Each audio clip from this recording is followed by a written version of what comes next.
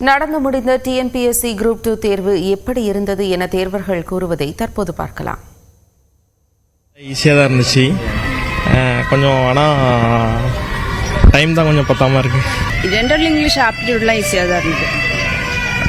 General science கொஞ்சம் மாடரேட்டாக தான் இருந்தது. நான் இங்கிலீஷ் மீடியம் தான் சூஸ் பண்ணியிருந்தேன். இங்கிலீஷ் கொஞ்சம் ஈஸியாக இருந்த மாதிரி, மேக்ஸ் மட்டும் கொஞ்சம் டஃப்பாக இருந்தது. லாங்குவேஜ் ஈஸியாக தான் இருந்தது. ஜென்ரல் ஆப்டிடியூட் வந்து கொஞ்சம் டஃப்பாக தெரிஞ்சது. ஓவரால் பரவாயில்ல, ஆவரேஜ். ரொம்ப ஈஸின்னு சொல்ல முடியாது, டஃப்னு சொல்ல முடியாது. பரவாயில்லாமல் இருந்துச்சு. English general English plus aptitude தான். கொஞ்சம் இங்கிலீஷ் நல்லா இருந்துச்சு. சயின்ஸும் கொஞ்சம் பரவாயில்லாமல் இருந்துச்சு.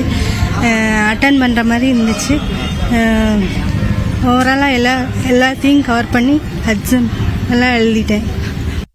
கொஷின் பேப்பர் ஈஸியாக தான் சார் இருந்துச்சு. மற்றபடி டைம் எல்லாம் இருந்துச்சு, ஓரளவு நல்லா இருந்துச்சு சார். ஈஸியாக இருந்துச்சு கொஷின். மேக்ஸ் ஈஸியாக தான் சார் இருந்துச்சு.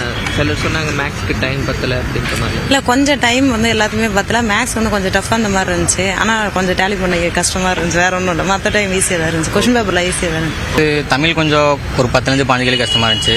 மேக்ஸ் ஒரு ஓகேவா இருந்துச்சு. மேத்ஸ் ஈஸியாக இருந்துச்சு. ஜிஎஸ் கொஞ்சம் கஷ்டமாக இருந்துச்சு. ஹிஸ்ட்ரி டாப்பிக்கில் கொஞ்சம் கஷ்டமாக மாதிரி இருந்துச்சு. நிறைய கேள்வி புதுசாக பார்க்குற மாதிரி இருந்துச்சு. ஹிஸ்ட்ரியில் வந்து டோட்டலாகவே ஆன்சியன்ட் மெடிவல் ஹிஸ்ட்ரிலாம் கஷ்டமான மாதிரி இருந்துச்சு.